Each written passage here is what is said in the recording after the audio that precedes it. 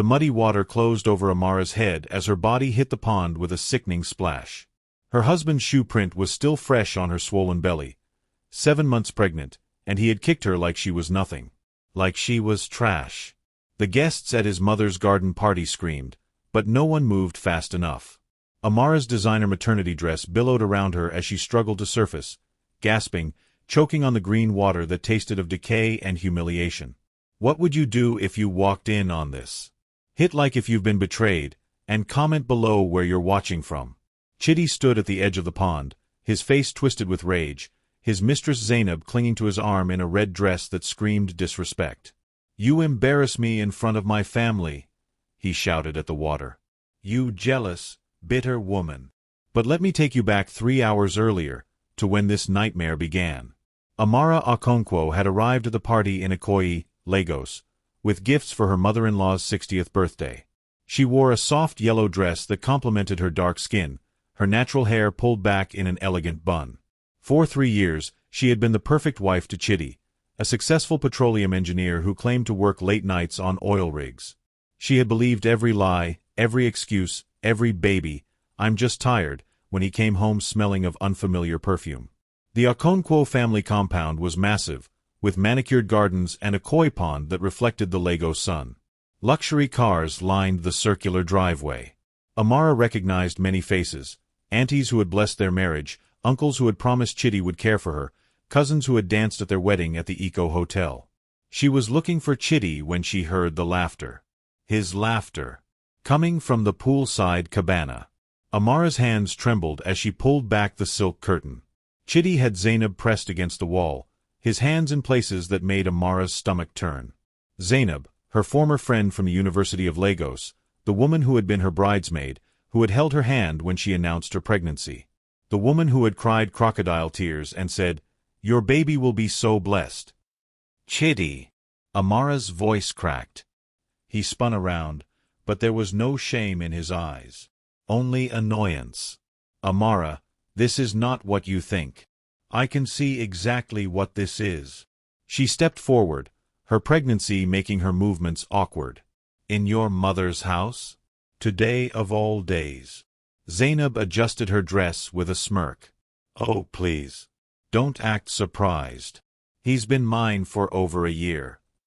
The words hit Amara like a physical blow. A year. Before the pregnancy. Before the baby. Before she had trusted him with everything. "You need to leave," Chidi said coldly, grabbing Amara's arm. "You're making a scene." "I'm making a scene?" Amara's voice rose. "You're cheating on your pregnant wife at a family party." "Shut up." Chidi's grip tightened. "My mother doesn't need to know your paranoid accusations." But it was too late.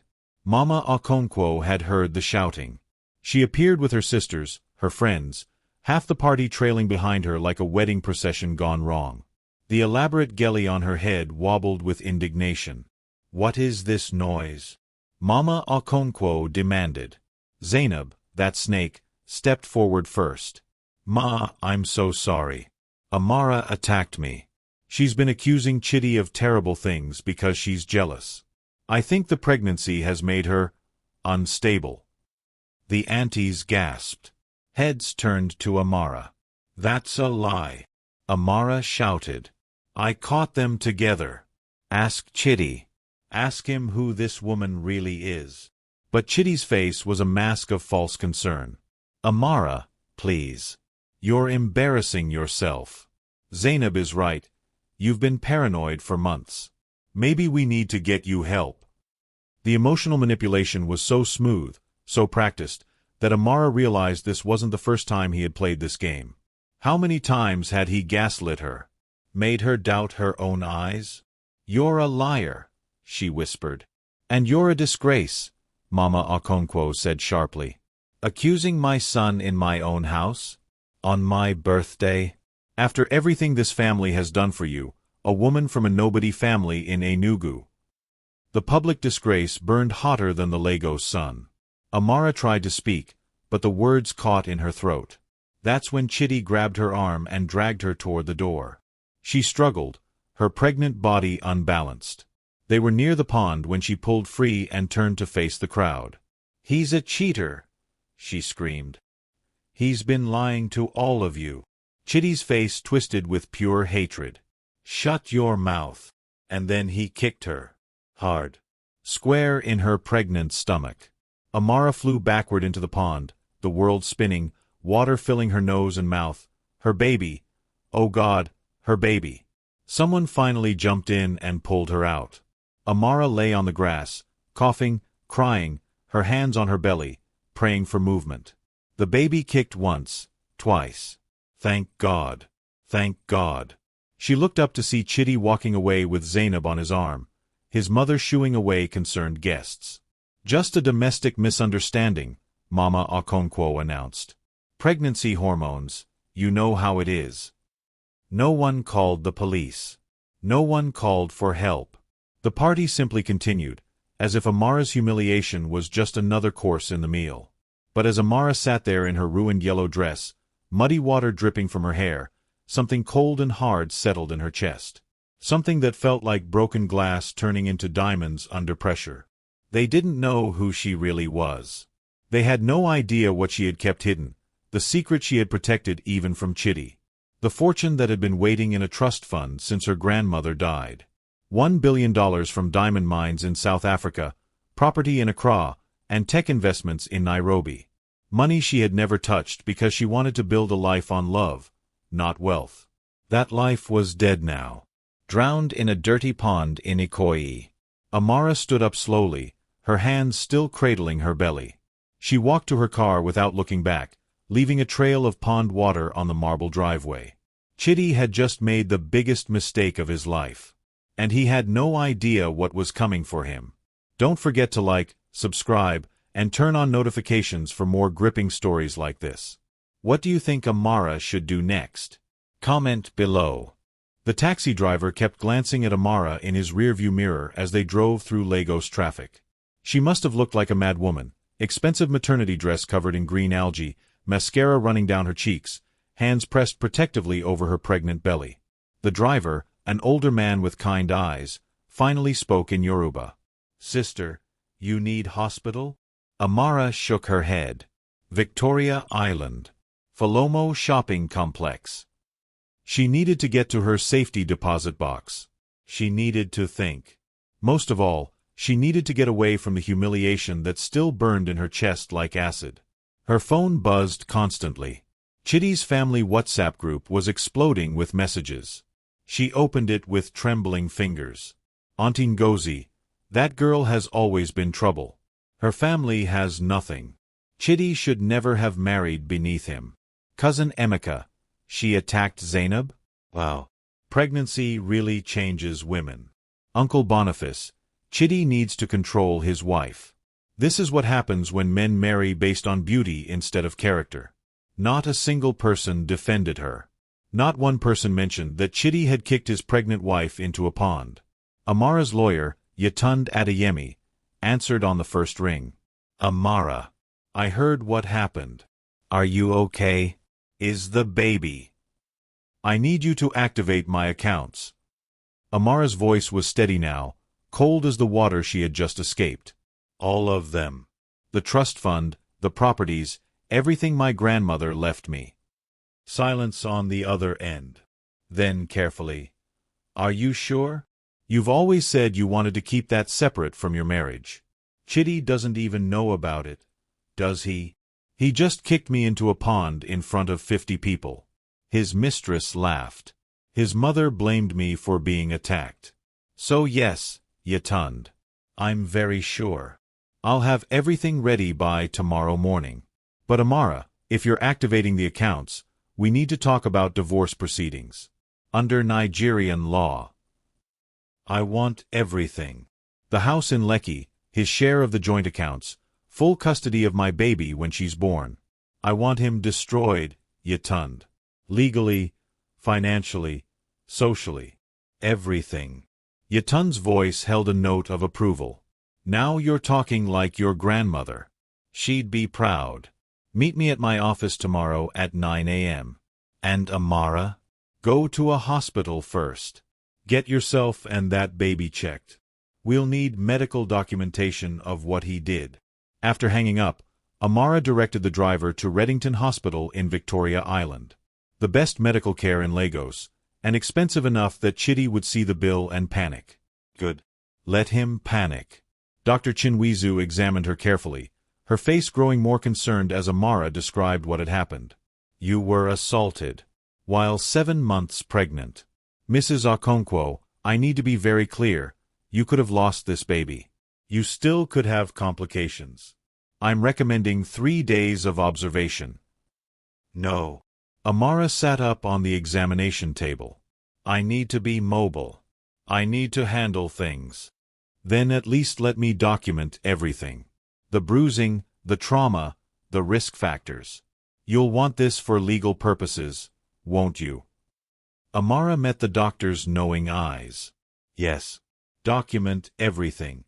By the time she left the hospital with a clean bill of health for her and the baby, plus a thick medical file documenting the assault, it was nearly midnight. She checked into the Eco Hotel, ironically, the same place where she and Chitty had gotten married 3 years ago in a lavish ceremony that had cost his family millions of naira. The hotel room was quiet. Too quiet. Amara stood at the window, looking out at the Lagos skyline, her hands on her belly. Her baby girl kicked, strong and healthy. I'm going to call you Chidinma, Amara whispered. It means, God is good. Because despite your father's evil, you are my blessing. Her phone buzzed again. This time it was Chitty himself. Where are you? You left my mother's party without apologizing. This is unacceptable, Amara.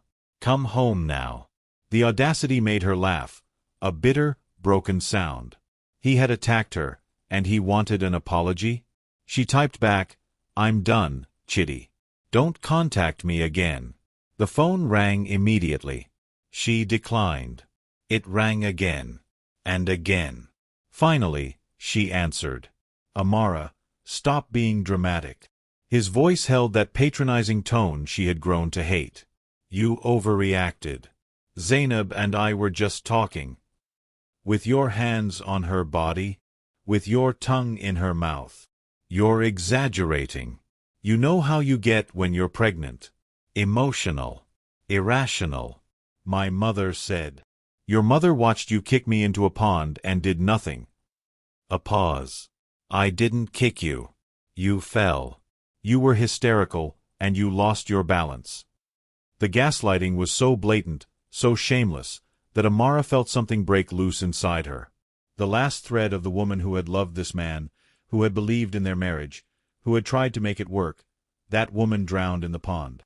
What climbed out was someone different. Someone harder. I have medical documentation. Chitty. Bruises in the shape of your shoe. Trauma to my abdomen. A hospital full of witnesses who heard my story. So when you lie in court, remember that I have proof. Court. His voice rose. What are you talking about? Amara, you're my wife. We don't air our private business. I'm filing for divorce. And I'm taking everything. He laughed. Actually laughed. Take what? You came into this marriage with nothing. Your family couldn't even afford a proper bride price. Everything you have, I gave you. The clothes on your back, the food you eat, this phone you're using, all mine. We'll see about that. Amara, if you try to divorce me, I will make your life hell. My family has connections everywhere. Lawyers, judges, police. You'll never see your baby. I'll make sure of it. I'll tell everyone you're mentally unstable, that you attacked Zainab, that you're an unfit mother. Who do you think they'll believe? Me, or some girl from a poor family in Enugu? The threat was clear. The power play was obvious.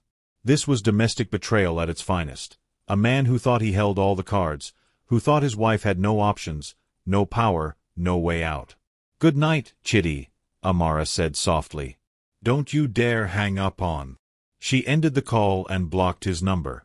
Then she opened her laptop and began researching. Chitty's company, CO Petroleum Consulting. His business partners. His financial statements that he thought she knew nothing about. The offshore accounts he had mentioned once when he was drunk, bragging about how he moved money to avoid taxes.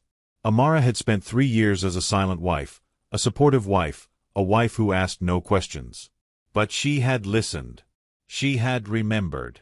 And now, she would use every piece of information against him. At 2 a.m., her phone buzzed with a message from an unknown number. "This is Zainab. I just want you to know that Chitty is mine now. He never loved you. You were just a placeholder until I was ready to settle down. I'm moving into your house next week. Enjoy your hotel room." Amara stared at the message, feeling nothing. No pain, no anger. Just cold calculation. She replied, "Enjoy it while you can." Then she called Yatund, even though it was the middle of the night. "I want you to dig into Zainab too," Amara said. "Everything. Where she works, who she knows, any skeletons in her closet. If she wants to play this game, she's going to lose." Yatund's voice was alert, energized. "Now you're thinking like a winner. Get some sleep, Amara. Tomorrow, we go to war." But Amara couldn't sleep. She stood at the window, watching Lagos pulse with nightlife below, and made a list. Everyone who had watched her humiliation. Everyone who had blamed her instead of defending her. Everyone who would soon learn that they had made a terrible mistake. Her phone buzzed one last time. A message from Mama Okonkwo. "You have brought shame to this family. Don't bother coming back. We will raise the baby properly, away from your toxic influence." They wanted to take her baby. Amara's hands tightened on the windowsill. These people had no idea who they were dealing with. They saw a poor girl from Enugu who had married up. They didn't see the granddaughter of Mama Chioma Nwosu, who had built an empire from diamond mines and real estate across 3 countries. They didn't see the woman who had graduated top of her class from the London School of Economics. They didn't see the mind that had been learning, watching, planning. "You just declared war on the wrong woman," Amara whispered to the Lagos night. And somewhere in the city, Chitty was probably in bed with Zainab, laughing about his pregnant wife, secure in his power and his family's protection. He had no idea that by sunrise, Amara would control more money than his entire family had made in 3 generations. Don't forget to like and subscribe. What should Amara do to Chitty first? Hit his wallet or his reputation? Comment your revenge ideas below. The law office of Adeyemi and Associates occupied the 15th floor of a glass building in Victoria Island. Yatund Adeyemi, at 53, was one of Lagos's most feared divorce lawyers, a woman who had built her reputation on destroying powerful men who underestimated their wives.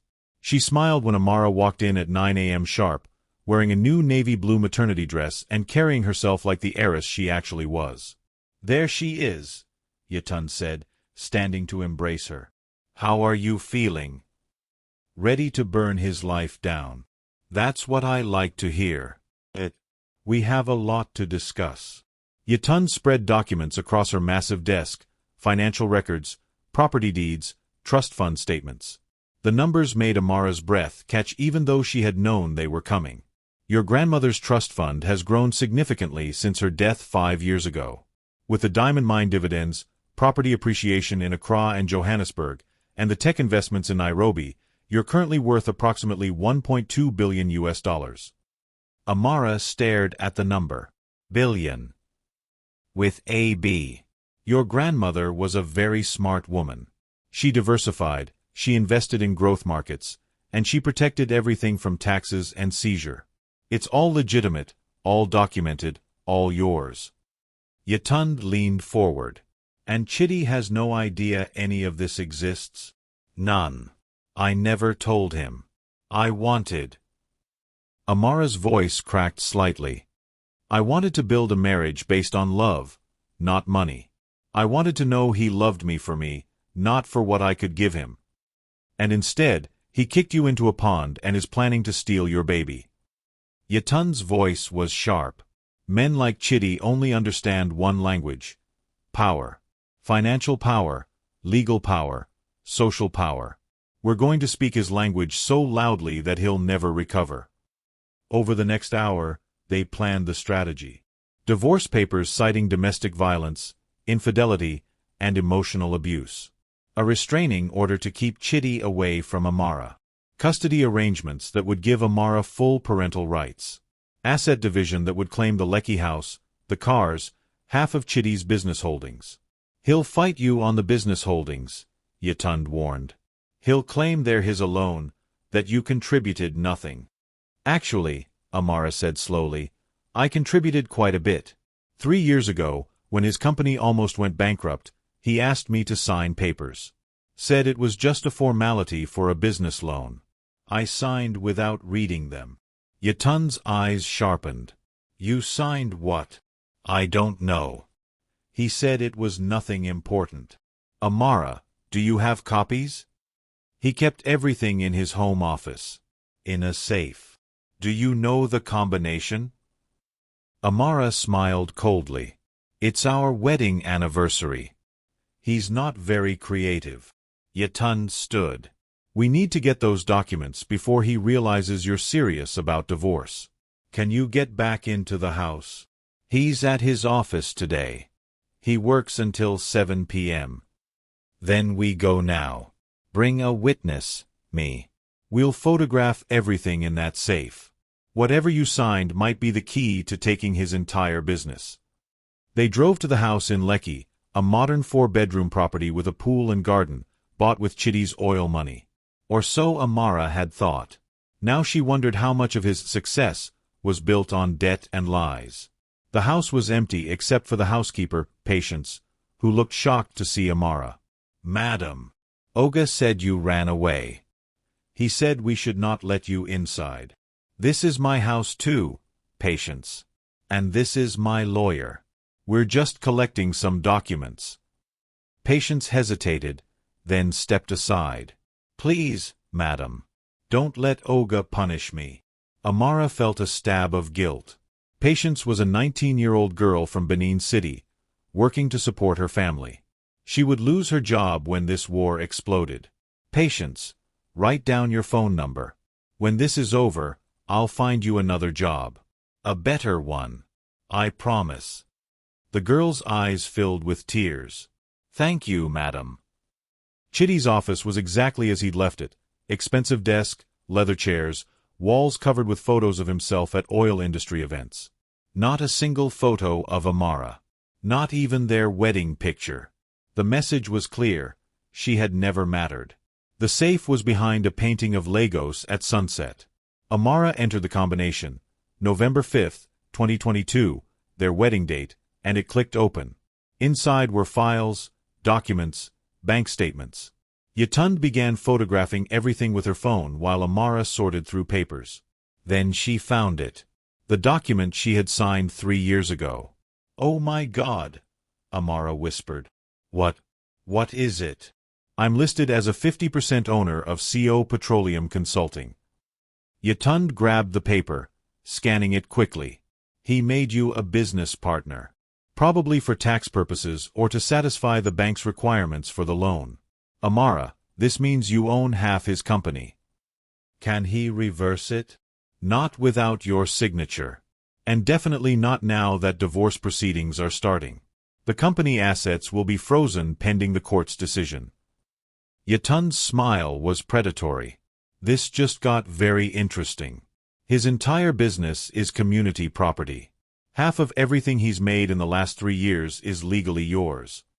They photographed everything, then carefully replaced the documents exactly as they'd found them. Chitty couldn't know they had been there. The element of surprise was crucial. As they were leaving, Amara heard a car in the driveway. Her heart stopped. Yatund, someone's here. They rushed to the window. It was worse than Chitty. It was Zainab, pulling up in a red BMW, carrying shopping bags from designer stores in Victoria Island. She had a key to the house. She was already moving in. Amara watched through the window as Zainab let herself in downstairs, laughing on her phone. Yes, girl. I'm finally getting rid of all her ugly furniture. This is my house now. Rage, hot and consuming, flooded through Amara. This woman was in her home, touching her things, planning to sleep in her bed, to raise her child. Let's go, Yatund whispered urgently, pulling Amara toward the back door. We can't confront her now. We need the legal paperwork filed first. They slipped out through the garden, but not before Amara heard Zainab in the bedroom, giggling. The bed is so soft, baby. Come home early tonight. Let's christen it properly. Amara's hands clenched on her pregnant belly. I want her destroyed too. We'll get her. But first, we get Chitty. The divorce papers will be served tomorrow morning at his office. Very public. Very humiliating. The way he humiliated you. Back at Yatun's office, they finalized everything. Divorce petition citing domestic violence, infidelity, and fraud. Restraining order. Emergency custody declaration. Asset freeze on all business accounts and properties. Once these are filed, Chitty won't be able to sell anything, move any money, or make any major business decisions without court approval, Yatun explained. His life will essentially be on pause until the judge rules. How long will that take? In Nigeria? Could be months. Maybe a year. But we can make his life very uncomfortable in the meantime. Yatun's smile was wicked. You said his business depends on his reputation in the oil industry? Everything depends on his reputation. His clients, his contracts, his partnerships. Then we hold a press conference. Tomorrow, after he's served. You tell your story. Pregnant wife, kicked into a pond, husband's mistress moving into your home. We let the court of public opinion work while the legal courts deliberate. Amara hesitated. That will destroy him socially. Good. He tried to destroy you. What did he say? That he'd take your baby? That he'd tell everyone you were crazy? Amara, men like Chitty only change when they lose everything. Money, respect, power. We take it all. That evening, Amara returned to the Eco Hotel and finally allowed herself to feel. She sat in the bathtub, her pregnant belly rising out of the water, and cried. For the marriage she had believed in. For the man she thought she knew. For the future she had imagined with a loving father for her child. All of it was gone. Drowned in that pond with her dignity. Her phone buzzed. A message from a number she didn't recognize. Amara, this is Patience from the house. I need to tell you something about Oga. Something bad. Can we meet? Amara's pulse quickened. Yes. Tomorrow morning. Eco Hotel Restaurant, 7 a.m. Whatever Patience knew, it was clearly dangerous enough that the girl was risking her job to share it. What secret was Chitty hiding that even his housekeeper was afraid of? Comment your thoughts below. Should Amara go public with the story or handle this quietly? And don't forget to subscribe for the next chapter, where the revenge really begins. Patience arrived at the Eco Hotel restaurant wearing her church clothes, a simple dress and headscarf, her eyes darting nervously around the luxury lobby.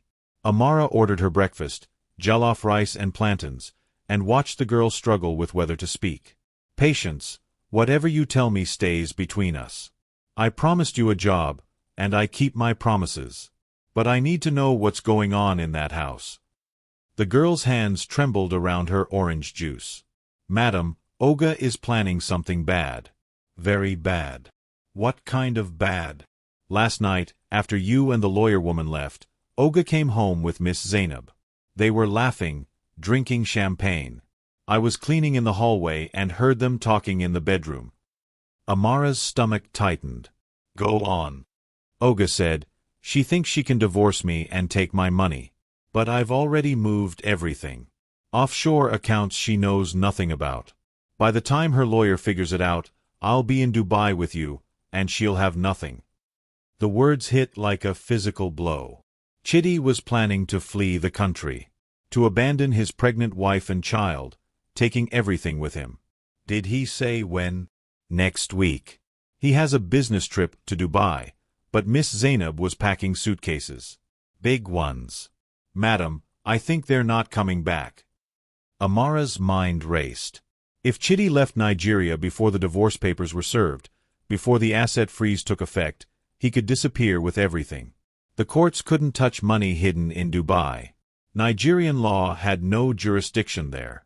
Patience, Did you hear anything about these offshore accounts? Bank names, numbers, anything. The girl pulled a folded paper from her bag.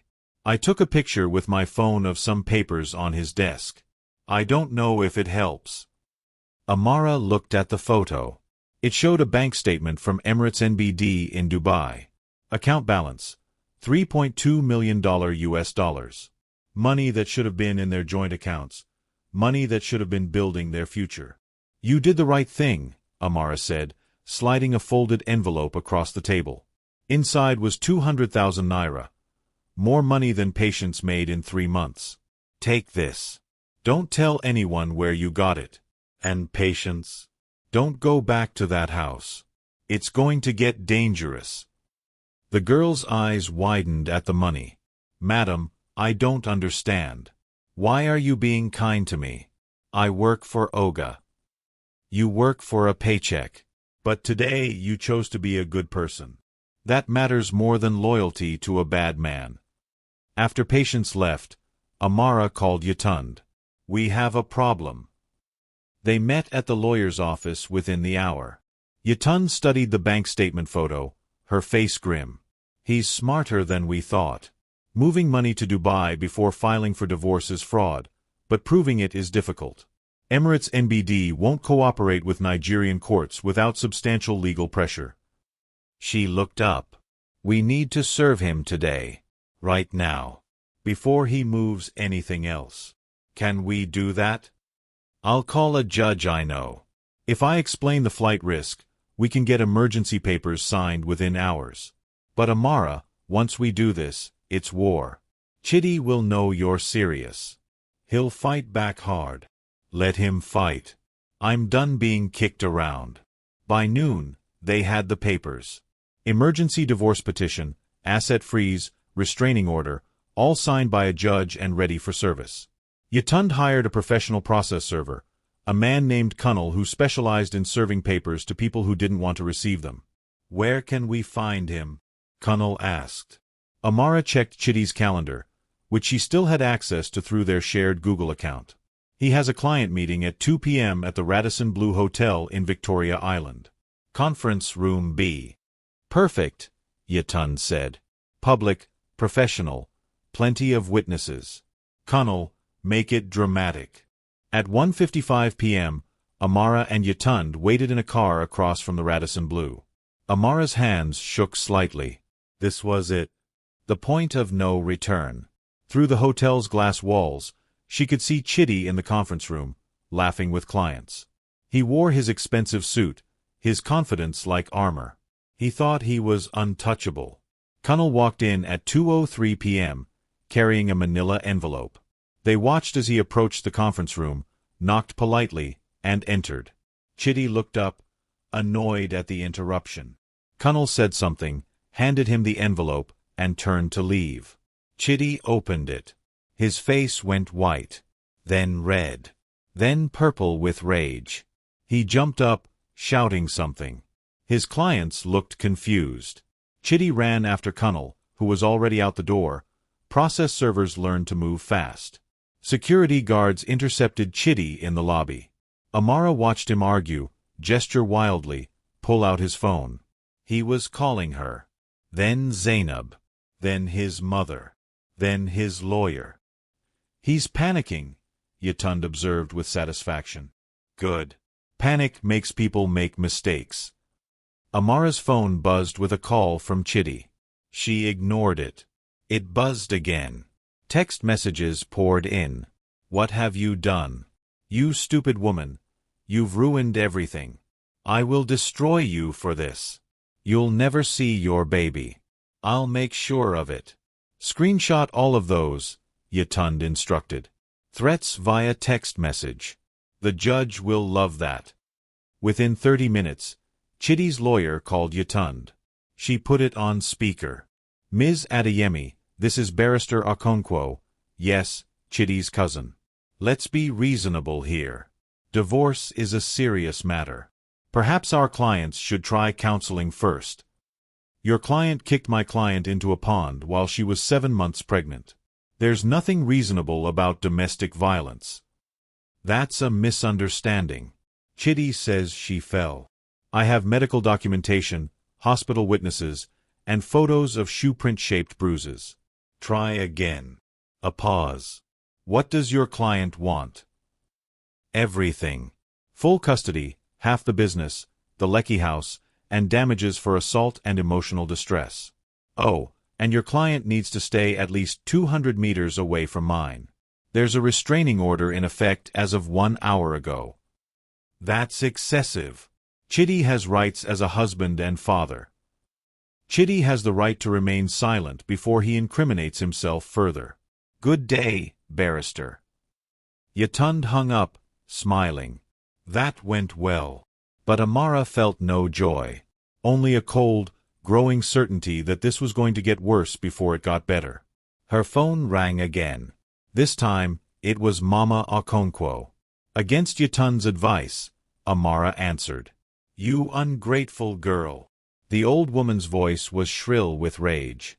After everything my family has done for you, we gave you a home, a name, respectability. And this is how you repay us? By destroying my son. Your son destroyed himself when he chose violence and infidelity. Lies. You seduced him with your Enugu witchcraft, then trapped him with a pregnancy. Now you want his money. I see through you, Amara. You are nothing but a gold digger. The irony was so thick Amara almost laughed. If only this woman knew the truth. Ma, I tried to be a good wife. I tried to make your son happy. He chose to cheat. He chose to humiliate me. He chose to kick me while I carried his child. Those were his choices. You will not take my grandchild from this family. I will fight you in court. I have connections, money, power. You have nothing. We'll see about that. Amara's voice was ice. Tell Chitty that every threat he makes, every lie he tells, I'm documenting. Tell him that running to Dubai won't save him. Tell him that he picked a fight with the wrong woman. She hung up before Mama Okonkwo could respond. Yatund was watching her carefully. You're different. Harder. I have to be. They're planning to take my baby. To paint me as crazy, as a gold digger, as unstable. If I don't fight back with everything I have, I'll lose her. Then it's time to show them exactly who they're dealing with. Yatund pulled out another document. I've prepared a statement for the press conference tomorrow. But Amara, once we go public, your life changes forever. Everyone will know your story. Your family in Enugu will see it. The whole country will have an opinion about your marriage. Are you ready for that? Amara thought about her father in Enugu, a retired schoolteacher who had scraped together everything for her education. He'd been so proud when she married Chitty, a successful engineer from a prominent Lagos family. It would break his heart to know the truth. But her baby deserved better than a father who kicked pregnant women and a grandmother who enabled abuse. I'm ready. Let's burn it all down. That evening, Amara moved from the Eco Hotel to a serviced apartment in Ikoyi that Yatund had arranged. More secure, more private. The lawyer had also hired a bodyguard, a former police officer named Tund who would stay with Amara until the divorce was finalized. Is a bodyguard really necessary? Amara asked. Men like Chitty don't take rejection well, Tund said in his deep, calm voice. Especially when money is involved. I've seen too many domestic violence cases turn deadly. Better safe than sorry. The reality of her situation hit Amara hard. She was 7 months pregnant, hiding from her husband, protected by a bodyguard, preparing for a public battle that would expose every painful detail of her failed marriage. She sat on the apartment balcony, watching the Lagos sunset paint the sky orange and purple. Her baby kicked strongly, reminding her why she was fighting. Her phone buzzed. Another unknown number. Stop this nonsense, Amara. You think you're strong? You think you can win? I will take everything from you. Your baby will call Zainab Mama, and forget you ever existed. This is your last warning. Drop the divorce, or I make your life hell. It had to be Chitty, using a different phone. The threat was clear: surrender or lose your child. Amara's hands tightened on her phone. She forwarded the message to Yatund, then typed back, "Try me." 2 words. But they carried the weight of $1.2 billion, a team of lawyers, and a woman who had nothing left to lose except her child. Within minutes, her phone rang. Chitty's voice was strangled with rage. "You have no idea what you've started. My family knows judges, police commissioners, governors. We will bury you. You will end up in a psychiatric hospital, declared unfit. Your baby will be ours." "Chitty, do you remember 3 years ago when you asked me to sign those business papers?" A pause. "What?" "The papers that made me 50% owner of your company. I remember signing them. I remember you saying it was just a formality." The silence on the other end was beautiful. You wouldn't." "I would. I did. Your business is frozen as of today. No transactions, no contracts, no movement of funds. Not until the court decides how to split our assets. So all those deals you were planning in Dubai, dead. All that money you tried to hide, found. You played chess, Chitty. But I've been playing chess my whole life, and you never even knew I was on the board." "Who are you?" His voice was barely a whisper. "You're not the woman I married." "No, I'm not. That woman drowned in your mother's pond. I'm what climbed out." She hung up and blocked that number too. Yatund called immediately. "I heard everything. I had you on recording mode. Amara, that was perfect. He just admitted to hiding money and trying to flee to Dubai. This recording is admissible in court." "Good. What time is the press conference tomorrow?" 11 a.m. At the Civic Center in Victoria Island. I've already contacted journalists from channels TV, TVC, The Punch, and Vanguard. This story is going national. "And international," Amara added quietly. "I want CNN Africa there too. I want the whole world to see what happens when Nigerian men think they can abuse their wives without consequences." That night, Amara couldn't sleep. She kept thinking about tomorrow, about standing in front of cameras and revealing her shame to millions. The pregnant wife who got kicked into a pond. The woman whose husband chose another woman. The failure. But then her baby kicked, hard and insistent, as if saying, "We're not failures. We're survivors." At 3 a.m., Amara's phone buzzed with a message from patients. "Madam, please be careful. I heard Miss Zainab on the phone. She said they have a plan to prove you are mentally ill. They're going to say you have been violent, unstable, that you threatened Oga's life. They have a doctor who will testify. Please, madam, don't go to that press conference. It's a trap." Amara's blood ran cold. A setup. They were planning to have her arrested or committed before she could tell her side of the story. She called Yatund immediately. "They're going to claim I'm dangerous. They probably have police ready to arrest me at the press conference." Yatund was quiet for a long moment. "Then we change the plan. No press conference. We leak your story to social media instead. Video statement, recorded tonight, uploaded tomorrow morning. By the time they realize what's happening, it'll be too viral to contain." "Can we do that?" "Amara, we have proof of everything.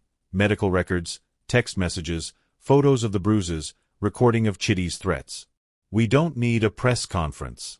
We need the internet to do what it does best, choose sides. And trust me, a pregnant woman with medical proof of abuse versus a rich man who's threatening her? Social media will destroy him." They spent the next 3 hours filming Amara's testimony. She sat in a simple chair, her pregnant belly visible, her face bare of makeup showing the exhaustion and pain. She told her story simply, showing the medical photos, playing portions of Chitty's threatening calls, displaying the text messages.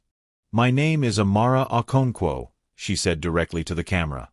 2 days ago, my husband kicked me into a pond at his mother's party because I caught him cheating. I was 7 months pregnant.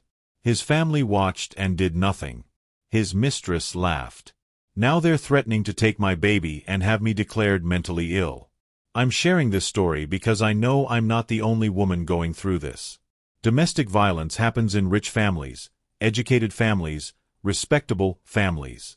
And women stay silent because we're afraid of losing everything. Our children, our homes, our reputations. I'm done being silent. I'm done being afraid. And I'm done letting powerful men get away with abuse. Yatund reviewed the footage and nodded. Perfect. Raw, real, powerful. This is going to explode. When do we upload it? Tomorrow morning. 7 a.m. Right when Lagos is waking up. By the time Chitty's family realizes what's happening, it'll be too late to stop it. They titled it, Kicked into a Pond While Pregnant, My Story of Survival. Amara tried to sleep, but her mind kept racing. By tomorrow, her story would be everywhere. Her face, her pain, her humiliation, all public. There was no going back from this. No reconciliation, no privacy, no quietly disappearing. This was war. Total war. And she was about to launch the first nuclear strike. What do you think will happen when the video goes viral? Drop your predictions in the comments. And don't forget to like and subscribe. The video went live at 7 a.m. on Friday morning across YouTube, Instagram, TikTok, and Twitter simultaneously. By 7:15 a.m., it had 50,000 views. By 8 a.m., it was trending across Nigerian social media. By 9 a.m., international news outlets were picking it up. Amara watched the numbers climb from her apartment, Tund standing guard by the door, Yatund monitoring the legal implications on her laptop. We're at 2 million views, Yatund reported. Comments are overwhelmingly in your favor. Hashtag Justice for Amara is trending. This is working. Amara scrolled through the comments, her heart pounding. This man is a monster. How do you kick a pregnant woman? Hashtag Justice for Amara. I went through something similar. Thank you for speaking up, sis. You saved my life. Hashtag Justice for Amara. The Okonkwo family should be ashamed. That whole family watched abuse and did nothing? Hashtag Justice for Amara. Men like Chidi Okonkwo deserve prison. Share this everywhere. Hashtag Justice for Amara. But there were other comments too. Harsher ones. Why did she wait until now to speak up? Probably lying for divorce money. No real Nigerian woman airs her marriage problems publicly. She has no respect. I know the Okonkwo family. They're good people. This girl is just after their money. Ignore the negative ones, Yatund advised. Some people will always defend the man. But look at the ratio. For every one defending Chidi, there are 100 supporting you. At 9:30 a.m., Channels TV called requesting an interview. Then CNN Africa. Then BBC Africa. The story was becoming international news. Wealthy Nigerian engineer accused of domestic violence. Pregnant wife fights back.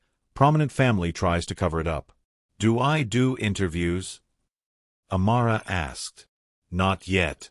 Let the video speak for itself. We'll do one major interview next week, after the story has maximum exposure. Maybe Arise TV or CNN, something that reaches both Nigerian and international audiences. Amara's phone was exploding with messages from people she hadn't heard from in years. Old university friends. Cousins in Enugu. Women she barely knew sharing their own stories of abuse and survival. But nothing from her father. She called him at 10 a.m., her hands shaking. He answered on the first ring. Amara. His voice was heavy. I saw the video. Papa, I'm sorry you had to find out this way. Sorry? You're apologizing. Her father's voice cracked. My daughter was attacked, humiliated, threatened, and you're sorry I had to see it? Amara, why didn't you tell me what that man was doing to you? I thought I could handle it. I thought if I was a better wife. No. Her father's voice was firm now.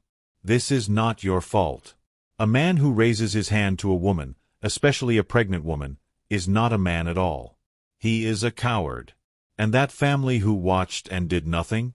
They are accomplices. Tears rolled down Amara's face. I'm going to fight, Papa. For the baby. For myself. But it's going to get ugly. Then let it get ugly. Your grandmother didn't raise a woman who runs from fights. She raised a warrior. You remember what she used to say.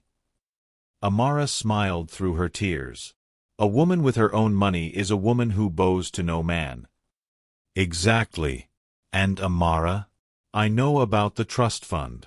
Your grandmother told me before she died. She said you would need it someday, when life tested you. This is that day. Use every resource you have. Destroy him legally, financially, publicly. Show the world what happens when men underestimate Nigerian women. After they hung up, Amara felt lighter. Her father knew. He supported her. She wasn't alone. But Chidi was mobilizing too. At 11 a.m., the Okonkwo family released their own statement through a PR firm. Mama Okonkwo appeared on TVC News, dressed in full traditional attire, crying crocodile tears. My son is a good man, she sobbed. He has been nothing but loving to Amara. But she has mental problems, pregnancy problems. She attacked him, attacked his friend Zainab. We tried to help her, but she ran away. Now she's making up these terrible lies because she wants money. It's all about money. The interviewer, a woman named Kemi, was not sympathetic. Ma, there are medical records showing injuries consistent with assault. Hospital witnesses. Photos of bruises. Are you saying all of that is fabricated? She hurt herself to frame my innocent son. This is a setup. Kemi's expression was skeptical. So your son's wife kicked herself into a pond while 7 months pregnant?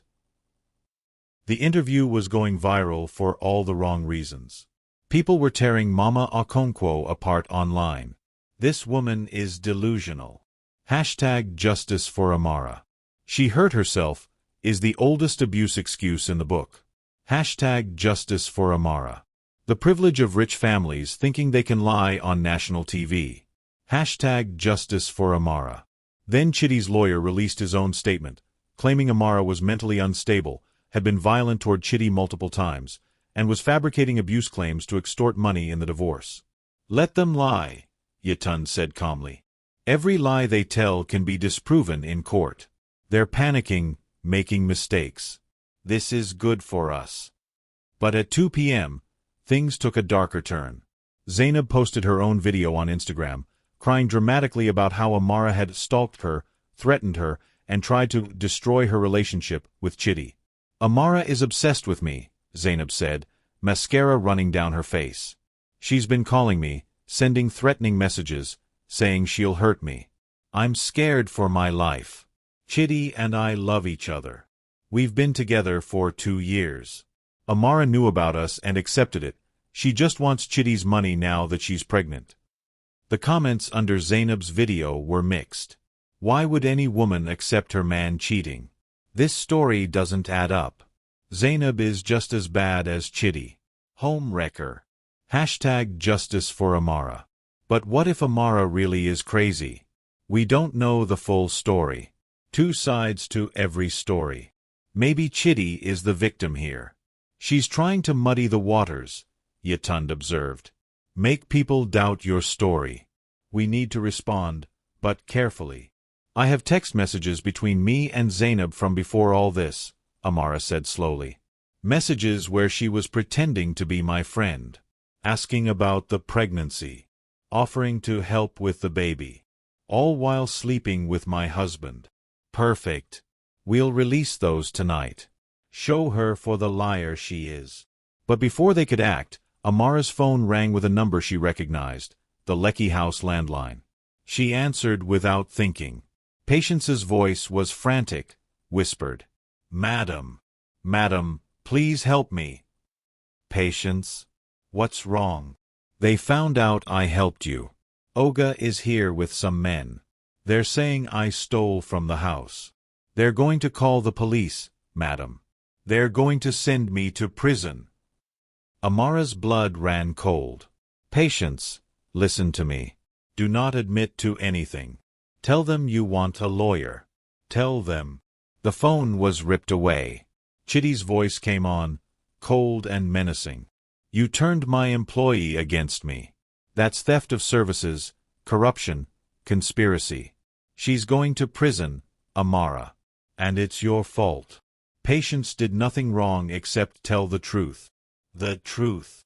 Chitty laughed bitterly. The truth is that you're destroying everything I've built. My business is frozen, my reputation is ruined, clients are dropping me, my mother is having a breakdown. All because you couldn't accept that I didn't love you anymore. You never loved me. You used me. And when I caught you, you tried to kill my baby. Our baby. My baby. And I will have her. You watch. I'll prove you're unstable, violent, a danger. And when that baby is born, she'll be taken away from you so fast you won't know what happened. Is that what you're doing with Patience? Trying to intimidate me by framing an innocent girl. She's not innocent. She broke into my safe, photographed confidential documents, and sold them to you. That's a crime. Multiple crimes, actually. She's looking at 5 years minimum. Amara's mind raced. She had paid Patience for that information. She had encouraged her to take the photo. If this went to trial, Patience could indeed be charged with theft, breach of privacy, maybe even corporate espionage. Let her go, Chitty. She's just a kid trying to earn money for her family. Then drop the divorce. Drop the asset freeze. Drop everything. Apologize publicly for your lies. And maybe, I'll let this stupid girl go free. It was blackmail. Extortion. But Patience was 19 years old, scared, and facing years in prison for helping a battered wife. I need to think about it, Amara said, stalling. You have until tonight, 6 p.m. Drop the case, or Patience gets arrested. Choose wisely, Amara. Because once the police have her, nothing you do will save her. He hung up. Amara looked at Yatund in panic. He's going to frame Patience. He's using her to force me to drop the divorce. It's a trap, Yatund said immediately. If you drop the case now, you'll never get justice. He'll take your baby, take everything, and Patience will still probably get arrested anyway out of spite. But we can't let her go to prison. We won't. Give me an hour. I know people who know people. We'll get her out before the police arrive. Yatund made several rapid phone calls, to lawyers, to human rights activists, to a journalist friend at the Punch who specialized in exposing abuse of power. Patience is at the house in Lekki, correct? Good. I'm sending a legal team and a camera crew. If Chitty tries to have her arrested on false charges while cameras are rolling, it'll destroy what's left of his reputation. And Amara? We're filing an emergency motion with the court. Harassment, intimidation of witnesses, obstruction of justice. Chitty is digging his own grave. At 4 p.m., Yatund's team arrived at the Lekki house with cameras. The footage later showed Chitty's rage when he realized he'd been outmaneuvered, legal documents being served, cameras recording everything, Patience being escorted out by lawyers while Chitty shouted threats. The video was uploaded by The Punch with the headline, Domestic Violence Accused Engineer Attempts to Frame Housekeeper Who Helped His Wife. It had 1 million views in 2 hours. But at 5 p.m., something happened that changed everything. Amara received an email from an address she didn't recognize. The subject line read, "You need to see this about Chitty." Inside was a video file. Amara hesitated, then clicked play. The video showed Chitty in what looked like a hotel room, with Zainab. But Zainab wasn't the only woman there. There were 2 other women, much younger, barely 20. And what was happening in that video? Amara closed it, her hands shaking. Yatund, you need to see this. The lawyer watched, her face going pale. This is... Amara, this is bad. Really bad. If those women are as young as they look, Chitty could be facing criminal charges beyond just domestic violence. Who sent this? I don't know. But whoever they are, they want Chitty destroyed. Someone out there hates him enough to leak this. The email had included a note. He's done this to other women. You're not the first. You're just the first brave enough to fight back. Use this however you need to. Amara stared at the screen, her mind reeling. This wasn't just about her anymore. This was about a pattern of abuse, manipulation, exploitation. How many other women had Chitty hurt? How many had stayed silent out of fear or shame? We need to take this to the police, Yatun said. Not just for your case, for criminal charges. If this video is authentic, Chitty could be arrested for multiple crimes. And if we release it publicly, it'll destroy him completely. But Amara, we need to be sure we want to go nuclear. Once this is out, there's no coming back. Not for him, not for his family. This is mutually assured destruction. Amara thought about Patience, terrified in that house. She thought about her baby, kicking strongly inside her, unaware of the war being waged for her future. She thought about all the women out there suffering in silence, believing they had no power, no options, no way out. Release it, Amara said. Send it to every media outlet in Nigeria. Send it to the police. Send it everywhere. Chitty wanted to destroy me? Let him see what real destruction looks like. Yatund nodded slowly. Then it's done. By tomorrow morning, Chitty Okonkwo won't just be a domestic abuser. He'll be a criminal facing serious prison time. That night, as Lagos slept, the video began circulating through encrypted police channels and major newsrooms. Journalists were verifying, fact-checking, preparing the story that would break the next morning. And Amara sat in her apartment, her baby moving inside her, and wondered if this was justice or just revenge. Maybe, she thought, they were the same thing. Don't forget to share this story with someone who needs to hear it. What do you think Chitty deserves? Prison or public humiliation? Comment below. And hit subscribe. The headlines hit at 6 a.m. on Saturday morning, and they were devastating. Prominent Lagos engineer Chitty Okonkwo under investigation for multiple crimes. The Punch. Video evidence suggests pattern of exploitation and abuse. Vanguard. From domestic violence to criminal charges. The fall of Chitty Okonkwo. Premium Times. Nigerian police launch formal investigation into viral abuse case. Channels TV. Amara watched the news coverage from her apartment, Tun standing by the window, Yatun fielding calls from prosecutors who wanted to discuss the case. The video had done exactly what they'd intended. It had moved the story from a he-said-she-said divorce drama to a criminal investigation with potential victims coming forward. By 8 a.m., 3 other women had contacted Yatun's office with their own stories about Chitty. One was an intern at his company who said he had pressured her into a relationship. Another was a client's assistant who said Chitty had assaulted her during a business trip.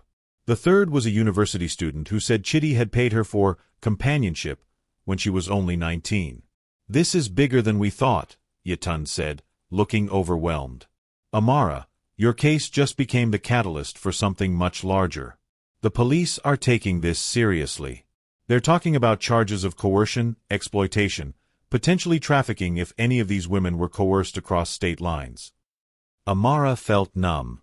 I just wanted my baby safe. I just wanted justice for being kicked into a pond. Now it's this. This is what happens when you shine a light on cockroaches, Yatun said grimly.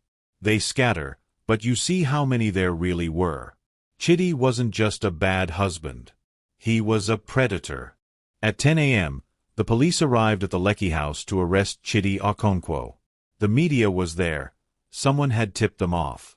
The footage showed Chitty being led out in handcuffs while Mama Okonkwo screamed about injustice and persecution. Zainab was nowhere to be seen. She had apparently fled back to her family in Kano the night before. Chitty Okonkwo arrested. Faces multiple charges including domestic violence and coercion.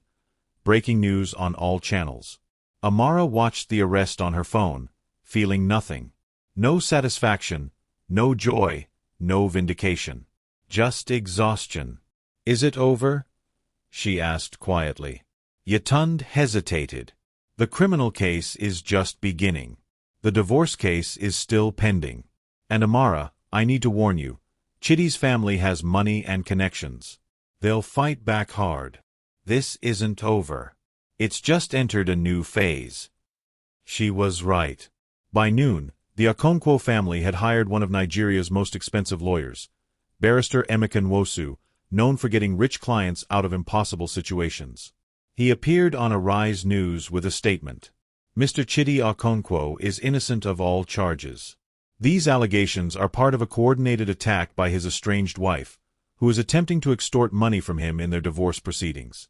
The video being circulated is heavily edited and taken out of context. My client is a respected businessman who has been falsely accused by a vindictive woman. We will prove his innocence in court. The interviewer, a sharp woman named Adesawa, pushed back. But barrister, there are multiple women coming forward with similar allegations. Medical evidence of domestic violence. Recorded threats from your client. How do you explain all of that? Money, Ms. Adesawa. When there's money involved, people fabricate stories. Mrs. Okonkwo has discovered that her husband is wealthy, and now she's orchestrating an elaborate scheme to take everything from him. These other so-called victims? Paid. The medical evidence? Inflicted by herself. The threats? Taken out of context or completely fabricated. We will expose all of this in court. The gaslighting was so blatant that social media erupted. This lawyer is literally blaming the victim on national TV. Disgusting. #Justice for Amara. She hurt herself. A pregnant woman gave herself shoe print bruises? Make it make sense. #Justice for Amara. The Okonkwo family is showing exactly who they are. Money can't buy morality. #Justice for Amara. But there was a shift in the conversation too. Some people were questioning whether the punishment fit the crime, whether Amara had gone too far by releasing the private video, whether this was really about justice or about revenge. I believe Amara was abused, but releasing that video feels like revenge, not justice. Where's the line between holding someone accountable and destroying their entire life? Both sides are wrong here. This should be handled in court, not on social media. Amara read the comments and felt a twist of doubt. Had she gone too far? Was destroying Chitty's life really the answer? Then she felt her baby kick, and remembered the pond water choking her lungs, and the doubt evaporated. He tried to kill my child, she said to Yatund. Everything that's happening to him now? He earned it. At 2 p.m., Amara received an unexpected visitor. The security guard called up, "Madam, there's a woman here to see you. She says her name is Zainab." Amara's blood ran cold. Don't let her up. But Yatund was curious. Wait. Let's hear what she wants. Tund, go down and bring her up. But search her first. No weapons, no recording devices. 5 minutes later, Zainab stood in Amara's living room, looking nothing like the confident woman who had moved into her house. Her hair was messy, her designer clothes wrinkled, her eyes red from crying. What do you want? Amara asked coldly. I want to apologize, Zainab said, her voice breaking. I know you won't believe me, but I'm sorry. For everything. For sleeping with your husband, for moving into your house, for laughing when he hurt you. You're right. I don't believe you. Chitty lied to me. Zainab's voice rose. He told me you knew about us, that you'd agreed to an open marriage, that you were just staying for the money. He said you were cold, distant, that you didn't love him. I believed him because I wanted to believe him. I was stupid and selfish, and I'm so sorry. Amara studied the woman who had helped destroy her marriage. Why are you really here, Zainab? The other woman's face crumpled. Because I'm next. Don't you see? I'm in that video too. People are calling me a homewrecker, a prostitute, worse. My family in Kano has disowned me. I lost my job. The police want to question me. Chitty used me just like he used you, and now I'm paying the price too. So you want what? My sympathy? My help? I want to tell the truth. Zainab pulled out her phone. I have messages from Chitty. Hundreds of them. Messages where he talks about you, about his business, about other women. Messages that prove he was lying to both of us. I want to give them to your lawyer. I want to testify against him. Yetun's eyes lit up. You want to be a witness for the prosecution? Yes. I'll testify about everything. The affair, his lies, what I heard him planning about the Dubai accounts, everything. But I need protection. Chitty's family is powerful. If they find out I'm cooperating with you. We can arrange protection, Yetun said quickly. Safe house, legal representation, witness protection if necessary. But Zainab, if you're lying, if this is some kind of setup. It's not. I swear on everything. I'm done protecting Chitty. He threw me away the second things got difficult. He told his lawyer I was just some girl he barely knew, that I seduced him. He's making me the villain to save himself. Amara felt an unexpected surge of pity. Zainab had been manipulated too, in a different way. Used and discarded like everyone else in Chitty's orbit. Give Yetun your phone, Amara said. Tell her everything you know. But Zainab, this doesn't make us friends. This doesn't erase what you did. You still destroyed my marriage, slept with my husband, mocked me when I was hurt.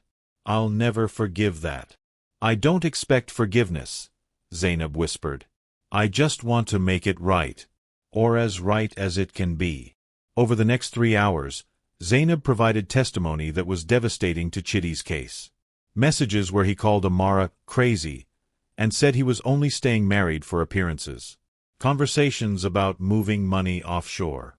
Discussions about how to handle Amara when she became problematic. Plans to claim she was mentally unstable and take the baby. This is gold, Yetun said, photographing everything. With Zainab's testimony, we can prove premeditation, fraud, emotional abuse, conspiracy. Chitty's lawyers won't be able to spin this. But at 6 p.m., just when Amara thought things couldn't get more complicated, her father called. Amara, you need to come home to Enugu. Right now. Papa, what's wrong? The Okonkwo family sent people to our house. They're threatening us. They say if you don't drop the charges, they'll destroy our family business, make sure I lose my pension, hurt your brothers. Amara, these people are dangerous. Maybe you should just... No. Amara's voice was steel. Papa, don't let them intimidate you. I'm sending security to the house right now. And Papa, tell those people that if they threaten my family again, I'll add harassment and extortion to Chitty's charges. I'm done being scared. After hanging up, Amara turned to Yetun. They're going after my family now. Then we escalate. I'll file emergency protective orders for your entire family. And Amara, I think it's time we revealed your financial situation. Once the Okonkwos realize you're not some poor girl they can intimidate, they'll back off. How do we do that? Press release. Tomorrow morning. Domestic violence survivor reveals billion-dollar fortune. We show them you never needed Chitty's money. That you could have bought and sold his entire family 10 times over.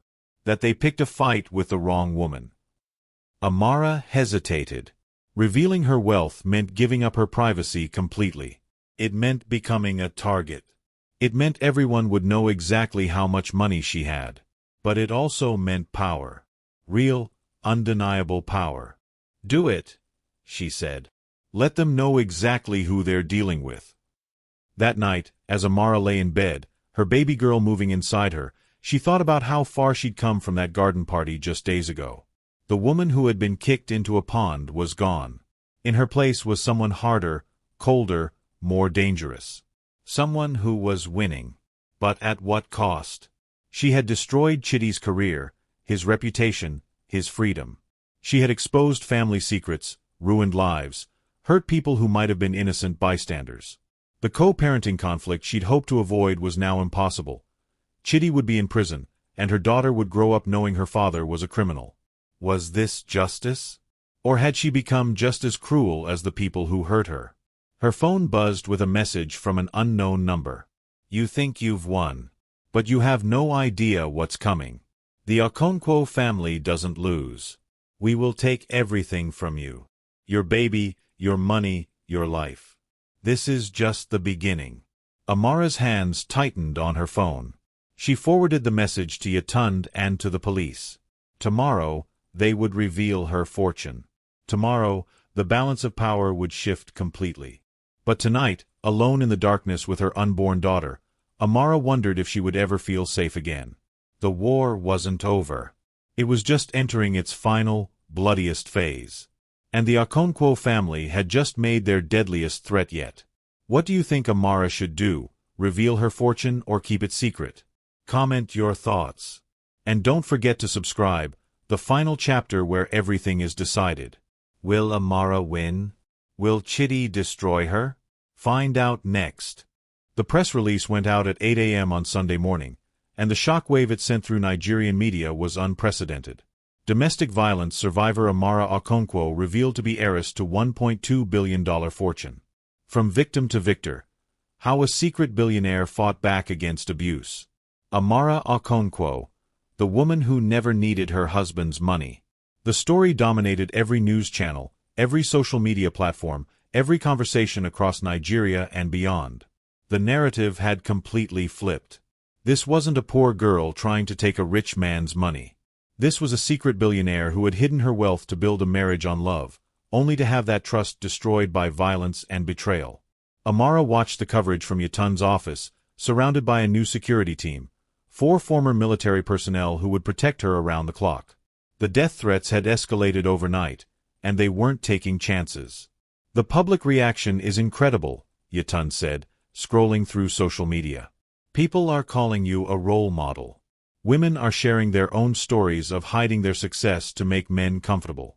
You've started a movement, Amara. She had $1 billion and still tried to make the marriage work. That's not a gold digger, that's a saint. Hashtag Amara Okonkwo. Imagine being Chidi right now. You kicked a billionaire into a pond. The karma is chef's kiss. Hashtag Justice for Amara.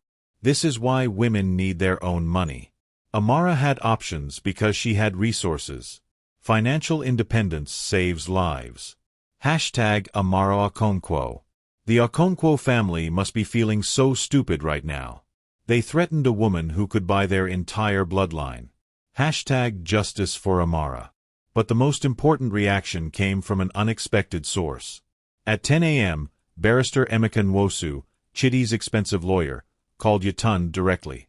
Ms. Adeyemi, we need to talk. Off the record. Yatund put him on speaker. I'm listening. My client's family has asked me to explore settlement options. The room went silent. Yatund's smile was predatory. Settlement? Yesterday you were calling my client a liar and a gold digger on national television. Today you want to settle. Nwosu's voice was tight. Yesterday we didn't know about Mrs. Okonkwo's financial situation. The family's position has evolved. Meaning you realize she can bury you in legal fees for the next decade and not even notice the expense. Meaning we believe an out-of-court settlement would be in everyone's best interest. My client is willing to grant full custody to Mrs. Okonkwo, accept the asset division as proposed, and sign any agreement necessary to end this matter quickly and quietly. And the criminal charges? A long pause. Those are outside my purview. But Mrs. Okonkwo could perhaps be persuaded not to pursue civil damages, not to testify against him, not to encourage other alleged victims to come forward.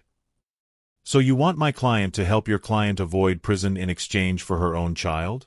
The child that's already legally hers. Yatund's voice was ice. Barrister Nwosu, are you seriously trying to negotiate with a child as leverage? I'm trying to find a resolution that... No. Here's our counteroffer. Chidi signs full custody to Amara with 0 visitation rights. He pays $2 million in damages for emotional distress and medical expenses. He publicly admits to domestic violence and apologizes. He surrenders all offshore accounts and hidden assets. He agrees never to contact Amara or her family again.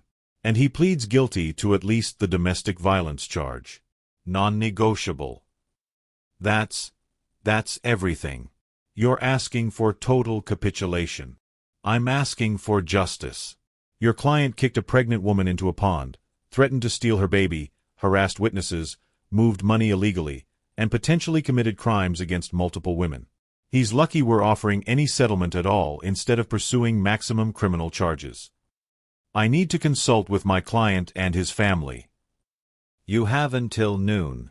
After that, we proceed to trial and we bring every skeleton out of every closet. Think about how many more women might come forward once they see Chitty facing real consequences. Think about what else we might find if we dig deeper into his business dealings. The Okonkwo family wants this to go away. Then they accept our terms. All of them. Yetund hung up and looked at Amara. What do you think? Amara was quiet for a long moment, her hands on her pregnant belly. Chidinma was kicking strongly, a fighter, just like her mother. I want him to admit it, she said finally. I want him to publicly say he hurt me, that he lied, that he was wrong. I want every woman who's been gaslit and blamed and told she was crazy to hear a man admit he was the problem. That's worth more than money. And if he refuses? If they don't accept our terms? Then we go to trial. And we win. Because I have something Chitty doesn't. What's that? The truth. At 11:45 a.m., Barrister Nwosu called back. We accept all terms. My client will issue a public apology and admission of guilt. He'll surrender all assets as specified. He'll plead guilty to domestic violence and accept whatever sentence the court deems appropriate. In exchange, Mrs. Okonkwo agrees not to pursue additional civil damages and not to actively encourage other alleged victims, though she won't prevent them from coming forward if they choose. And the restraining order? Permanent. My client will never contact Mrs. Okonkwo or her family again. Put it in writing.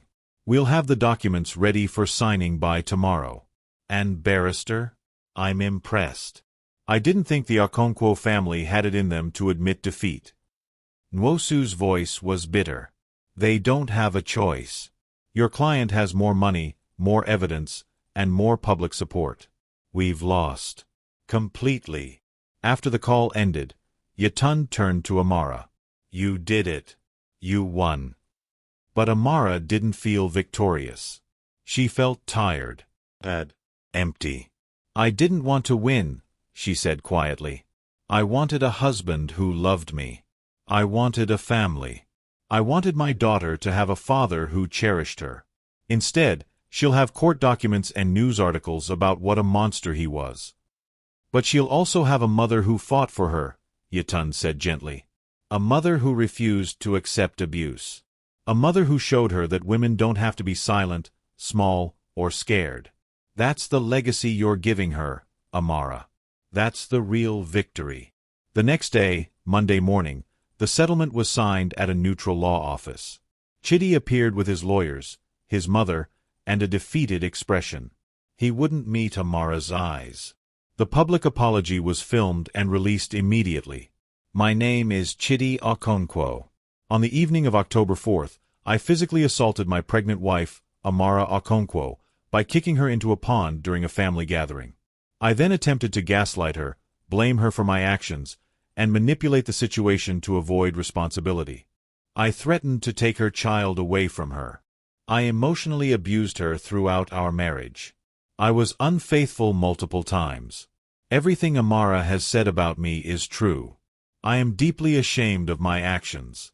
I accept full responsibility and all consequences. I am sorry. The video went viral immediately. Millions of views in hours. Thousands of comments from women sharing their own stories, thanking Amara for giving them courage to speak up. Mama Okonkwo tried to release her own statement, but the public turned on her savagely. A woman who had watched her son kick a pregnant woman and blamed the victim? She became the symbol of everything wrong with enabling family members who protected abusers. The Okonkwo family's social standing in Lagos collapsed overnight. Business partners distanced themselves. Friends stopped calling. Invitations dried up. The price of protecting Chitty was their entire reputation. 2 weeks later, Amara went into labor. She gave birth to a healthy baby girl at 3:47 a.m. at the Reddington Hospital, surrounded by her father who had flown in from Enugu, Yatund who had become more than just her lawyer, patients who she had hired as her full-time nanny, and a security team stationed outside the door. She named her daughter Chidinma Amara Nwosu, taking back her grandmother's surname, the name that represented strength, independence, and survival. As she held her daughter for the first time, Amara cried. Not from pain or sadness, but from relief. Her baby was safe. She was safe. They had made it through the fire. Your daddy made mistakes, Amara whispered to her sleeping daughter. Big, terrible mistakes. But you are perfect. You are loved. And you will grow up knowing that your mother fought for you. That she never gave up. That she taught you women are not meant to be silent or small. 3 months later, Chidi was sentenced to 2 years in prison for domestic violence, plus 5 years probation. The other charges were still being investigated, with more women coming forward every week. His business was dissolved, his assets liquidated to pay settlements and legal fees. Zainab testified against him and then disappeared from public life, moving to London to start over. The Okonkwo family never contacted Amara again. The restraining order ensured they couldn't come near Chidinma. Amara moved into a beautiful penthouse in Ikoyi with floor-to-ceiling windows overlooking Lagos. She started a foundation, Chioma's Legacy, providing legal aid, therapy, and financial support to domestic violence survivors. She funded safe houses across Lagos, Abuja, and Port Harcourt. She hired lawyers to take on abuse cases pro bono. She used her billion-dollar fortune not for revenge, but for change. 6 months after Chidinma's birth, Amara was invited to speak at a United Nations conference on domestic violence in Nairobi. She stood on that stage, her daughter in the audience with patience, and told her story. I was kicked into a pond while 7 months pregnant, she began. But I didn't drown. Because I had something that saved me: resources, money, education, legal support.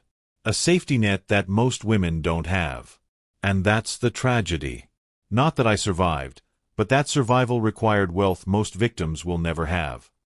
So I'm using my fortune to change that. To give every woman the resources to leave, to fight, to rebuild. Because domestic betrayal, emotional manipulation, and violence thrive in silence and poverty. They die in the light of public scrutiny and financial independence. My daughter will grow up knowing her mother fought back. But more importantly, she'll grow up in a world where women don't have to be billionaires to get justice. Where police take reports seriously. Where courts don't blame victims. Where families support survivors instead of protecting abusers. That's the legacy I want. Not revenge. Not destruction. But change. Real, lasting change. The speech went viral, spawned documentaries, and inspired legislation in 3 African countries strengthening domestic violence protections. Amara Okonkwo became more than a survivor. She became a symbol. 1 year after that day at the pond, Amara stood on her balcony holding Chidinma, watching the Lagos sunset paint the sky gold and purple. Her daughter babbled happily, reaching for the light. You know what today is? Amara whispered to her. 1 year ago, your father tried to destroy us. But look at us now. We're not just surviving. We're thriving. Her phone buzzed with a message from Yatund. New client. Domestic violence case. Husband is threatening custody. She has no money, no resources, nowhere to go. Can we help? Amara typed back without hesitation. We always help. Send her to the foundation. Full legal support, safe house, everything she needs. No woman fights alone anymore. She looked down at her daughter, who had fallen asleep against her chest, peaceful and safe. Your grandmother used to say that a woman with her own money is a woman who bows to no man, Amara said softly. But I want you to know something more important. A woman with her own courage is a woman who can change the world. And baby girl, you're going to change the world. Just watch. The Lagos lights began to twinkle as night fell over the city. Somewhere out there, another woman was planning to leave an abusive husband. Another woman was finding the courage to report an assault. Another woman was discovering she didn't have to stay silent. And Amara would be there for all of them. Because that's what survivors do. They reach back and pull others to safety. The woman who was kicked into the pond had drowned. But the woman who climbed out? She was unstoppable. Thank you so much for watching this story. If you enjoyed, he kicked his pregnant wife into the pond, unaware of her $1 billion fortune. Please like this video, subscribe to Echoes of Africa for more powerful stories, and hit that notification bell so you never miss an upload. What did you think of Amara's revenge? Was it justice or did she go too far? Drop your thoughts in the comments below. And if you or someone you know is experiencing domestic violence, please reach out for help. You are not alone. Organizations like Women's Aid, National Domestic Violence Hotline, and local support groups can provide resources and assistance. Share this video with someone who loves African drama and real-life survival stories. Your share might be exactly what someone needs to see today. From all of us at Echoes of Africa, remember, you are stronger than you know, and you deserve a life free from fear. Until next time, stay strong, stay blessed, and keep listening to the echoes of courage all around you.